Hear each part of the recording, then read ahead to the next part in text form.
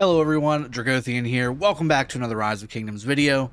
Today we're going to be doing another commander pairing spotlight. We're going to go ahead and do a free-to-play-ish version of this. There's going to be one legendary commander and one epic commander in this pairing. I wanted to make a more realistic pairing for the masses that everyone should have. Is this the free-to-play version of Alex and Harald? Let's check it out and stay tuned.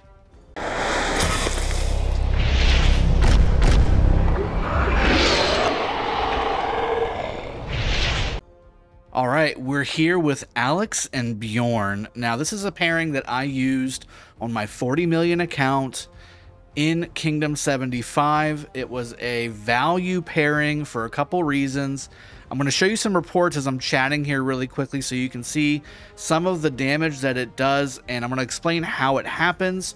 All these reports are against T5 players, and I can almost guarantee that the majority, if not all of these players that I am attacking have way better crystal tech than I do, having been trapped inside of the starting zone and not really having a whole lot of time after the first set of battles with 846 to go ahead and increase my crystal spend. So with that being said, let's jump into the pairing here and break down each category. We're going to go over the grading for the open field, the rally, and the garrison, and ultimately, is this going to be the free-to-play flavor or the free-to-play version of Alex Harald? Let's get started with survivability. So first off, survivability is going to be comprised of a few things. Obviously, the tankiness of it, what type of troop we're using. Obviously, this is going to be full infantry. And, you know, is it able to evade getting mass swarmed? I think is really a good way to describe what survivability is. And with that being said, I'm actually going to give it 4 out of 5 stars. Now, again, let's talk about why that is. First off, again, full infantry, but which inherently are going to be tankier. Alex has a very nice shield at the very beginning on his active skill. Very strong there. The talent build lends to a lot of health, a lot of defense, a lot of damage reduction, things like that. You also have stats on both commanders being applied to the commander pairing. Even Bjorn comes in with 10% stats on the tankiness factor. We also, again, have Alex bringing in 40% defense, 30% attacks here and there. We've got 30% march speed bonuses. We've got all kinds of bonuses that will lend Alex Bjorn to be fairly tanky with the shield and all the stats that you get, and combining it with the fact that it's infantry. So that's where we're going to go. 4 out of 5 stars. Let's talk damage. Now, how are we going to classify this damage? 4 out of 5 stars as well. You saw the reports earlier with very minimal crystal tech, and Alex wasn't even maxed, by the way, on those reports. He was 5553. So he didn't even have the 30% damage reduction, or the damage increase taken, I should say, on his primary skill effective. So with that in mind, I mean, those reports could have been even better if Alex was maxed. With Bjorn, you're also going to be doing a lot of damage with his direct damage factor coming out, 10% chance to proc. Obviously, Alex has a 1700 damage factor proccable skill. And again, innately, there's a lot of normal and counterattack damage happening with infantry here going into the field. The combination of these two double proccing their skills, which is what you saw a lot of those reports doing. I was taking 300-400 damage. They were taking 2500 plus damage.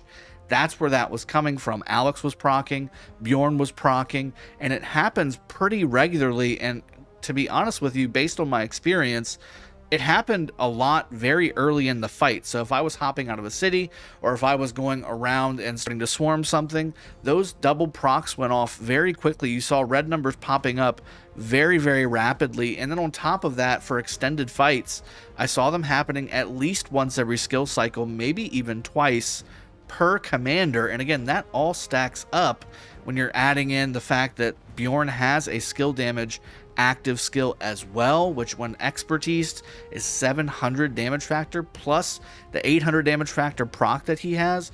It actually does quite a bit of damage. 1700 damage factor for Alex once per skill cycle at least, and about 1500 damage factor for Bjorn every skill cycle once the proc goes off as well.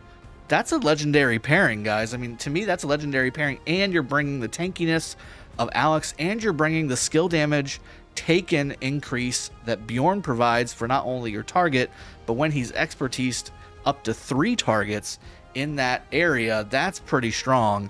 I'm going to give him 4 out of 5 stars for damage, which is pretty darn sweet. Now let's talk utility. We just talked about a couple of the things that I think we're going to need to re-talk about when it comes to utility, because I'm actually going to give this pairing 5 out of 5 stars for utility. You done messed up, Aaron! Now, why is that? Why are we saying 5 out of 5 stars for utility? Well, we just talked about it.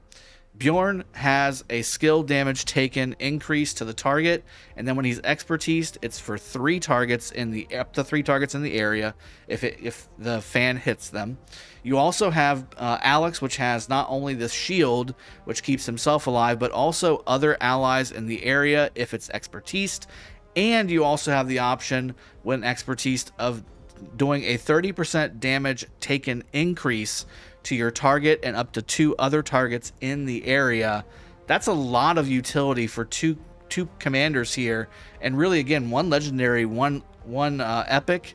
That's a lot of utility for to me, what is really a free-to-play or low-spend version of a really good pair here. And again, just the fact that they're speedy, being infantry, they do a lot of quick damage. You can use them in the open field, certainly in mass swarm fights. You can use them in small skirmish fights. You can use them city hopping. You can use them really in any situation when it comes to open field battle. You're going to be in a very solid position using this pairing. And again, very easy to acquire this pairing and get them maxed out. Alex is one of those commanders that we recommend maxing out very, very early in your Rise of Kingdoms career for your account. I definitely recommend having Alex be one of your primary ones after YSG, getting maxed out to 5555. And again, the utility is definitely there. No question about it, in my opinion. Lots of value there with all the extras that Alex provides with the damage taken increase, and then obviously with Bjorn having the skill damage taken increase on top of all that. That's not just for you, that's for everybody. That's really, really solid in my opinion. Speed. You know, I kind of hovered between 3 and 4 stars, honestly. There's actually quite a bit of speed in this pairing. Alex brings a lot of speed with a 30% march speed increase.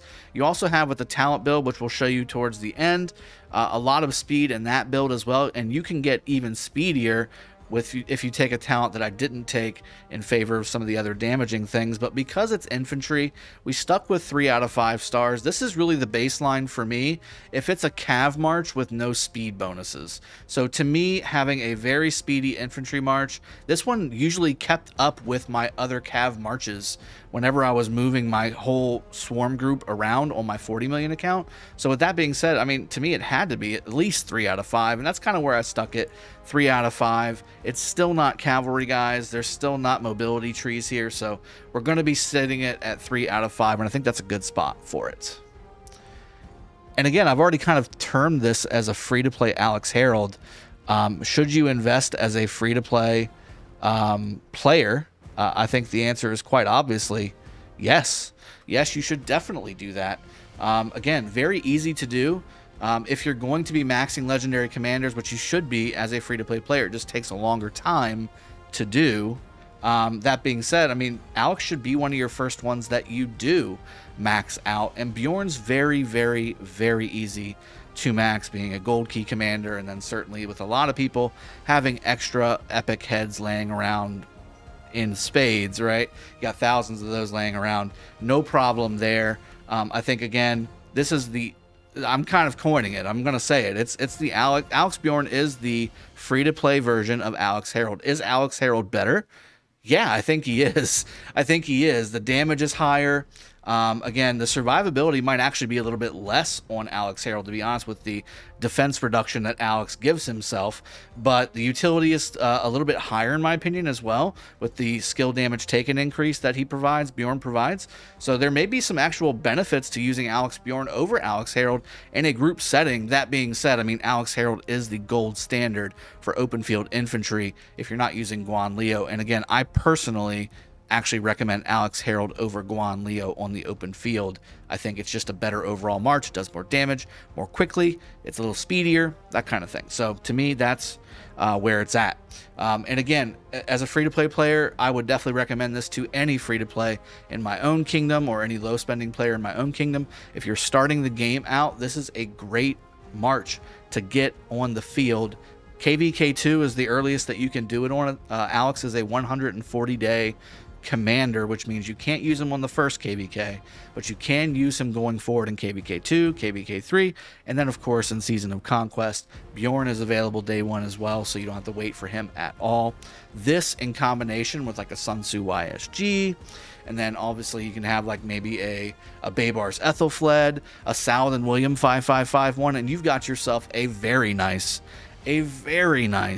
solid murder ball, little personal murder ball as a free-to-play low-spending player that you can cause some devastation on the field.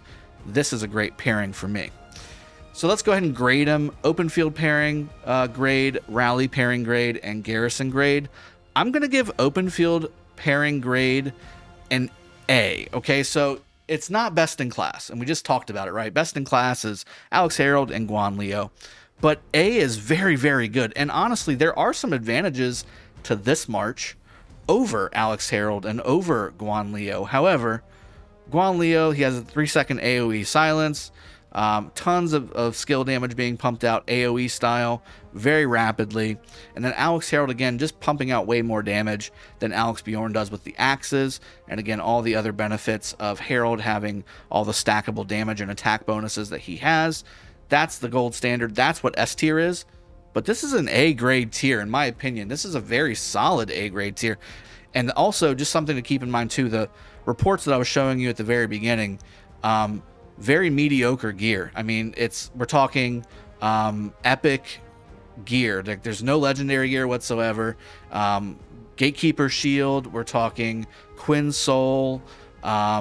Maybe I think it's the revival helm that I have on him for the 4% infantry attack. I mean, or infantry defense maybe. I can't remember which one, but either way, it's very small stats. Like, it's not top tier, you know, nothing procced from a legendary perspective, nothing legendary period really. Everything is very basic. So if you have better gear, the numbers will be even better. And of course, if you get your crystal tech even higher, which you can as a free-to-play low spending player, get your crystal tech way higher, you can get to the all damage bonuses, you can get to that 6th march, you can get all those other bonuses. You will do even better than the reports that I showed you. The only time I really took a negative trade on Alex Bjorn is if I let him go way too far in to a murder ball of the enemy and then he just got swarmed. I mean, that's just going to happen with anything. And if he gets slowed down by a snare or something, then it's kind of GG. But for normal fighting and for field fighting that's around cities and things like that, the reports that you saw were pretty standard and could be even better with proper gear. Rally grade. I'm going to go with a B tier, actually. Again, the ability to have those skill damage procs go off pretty rapidly. Bjorn is technically has some kind of a city deal going on, so there's a little bit of a rally flair there. That being said, it's not in any way, shape, or form a Pakal Harald, a Guan Harald, an Alex Harald. None of that. It's not even close to an S tier. B tier, it's doable. It's not an F tier though, and that's kind of where I was. Is it F or is it B? To me, it's a B. It's usable. I would join the rally, I guess, is what I would say. But you shouldn't do it. Just don't do it. But it is a B tier in my opinion, in the sense that it is functional. It does work. And it will do some things. It's just, you know, if it's a double C primary led rally, that's an F tier, right? So B tier in the sense that this is usable, especially for a low spend free to play player in a smaller kingdom that doesn't have a whole lot of whales. You can definitely do this. And if it's a city rally, to be honest, before Season of Conquest, this actually is not a bad city rally pairing if you think about it, with all the skill damage taken increasing, Alex's damage taken increase as well from his primary skill, all the skill damage you're pumping out with a 10% proc, as well as Bjorn's primary skill being a skill damage skill as well, all the stats that you're providing, the shielding that you're providing yourself, actually not too damn bad at all, to be honest with you. I would love to see this. I would love to see some reports if some of you are in Season 1, Season 2, or Season 3 of KVK. If you want to send those reports to me, I'll throw them up on the channel and put them in the community section so everybody can see what's going on with that. Because to me, I actually think that would be a pretty decent pair. KVK 2 or 3, and it does what I'm thinking, just based off of my description of how I'm describing it. You know, maybe this bumps up to an A grade for KVK 2 and 3. And then, of course, once you get Season of Conquest, you got all the best multi-meta stuff. We did a video on that last week. Link up above if you haven't seen that one yet. And again, just, you know, that's kind of where it's at. So we're going to put it at B tier for now, but, you know, maybe it could slide up to an A if I get the right reports from some of you guys in KVK 2 and in KVK 3. Let me know in the comment section below if you've got them. Send them to me on Discord, and then again, make sure you send me your equipment and things like that so I know what we're working with. And finally, garrison grade, we're going to go with a big fat F, because again, Alex is not a garrison commander. A lot of his skills are on the field only, and again, this is just not good for garrison at all. Just don't do it. Not worth it, which is exactly the description of what the F tier is. Okay, let's jump over to the talent build, and then we'll go ahead and wrap the video up.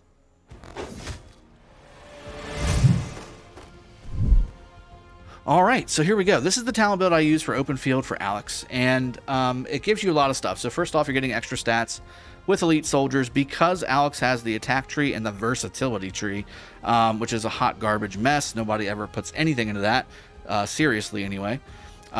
You have a lot of points to spend, so you can actually go up and take elite soldiers, which is really a luxury item, because to get there you got to go through Snare of Thorns, which is a 10% chance to reduce march speed by 20% for the next 2 seconds. That's kind of a novelty skill, or not novelty, but it's an extra skill that you don't really necessarily need. Hold the Line's one of the top tier talents in the infantry tree. You get tons of rage from Undying Fury and certainly Burning Blood in the attack tree. An increase to defense for all troops when you're under 50% strength. You got tons of health bonuses here and here. You've got movement speed bonuses here and here. You've got damage bonuses to cav, which are very prevalent on the open field.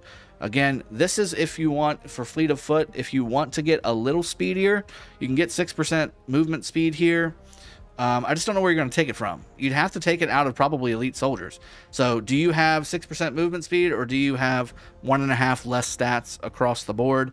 To me, I like the extra 1.5% stats for attack, defense, and health. So I'm going to go with that. But you can, if you want to be a little speedier, if you think that little bit will help you, 6% fleet of foot is there for the taking. We also have Fight to the Death, increasing damage by 6%. You are taking more damage when you take this, but again, I do like the extra damage. Effortless is an amazing talent. It's one of the best ones in the game, and certainly the best one in the attack tree. And I went reduced damage taken by 1.5% to kind of help offset the Fight to the Death talent that I took. You can instead take Unyielding, which gives you 1.5% increased counterattack damage dealt, but again, at the expense of taking more damage by not having armored joints. So with that being said, I hope you guys enjoyed the video. This is really my rally build, my open field build, whatever you want to use it for. That's the way I would do it. All the other ones that I've kind of tried were just kind of subpar, or they were for Canyon specifically, which I don't think you want anything to do with that, right? I even took a victory charge to kind of maybe do some things in Canyon. Didn't work out that well. This is the one that you really wanted to use. So hope you've enjoyed the video. Let me know in the comment section below what you guys think. See you guys next time. Cheers. Have a good one, and take care.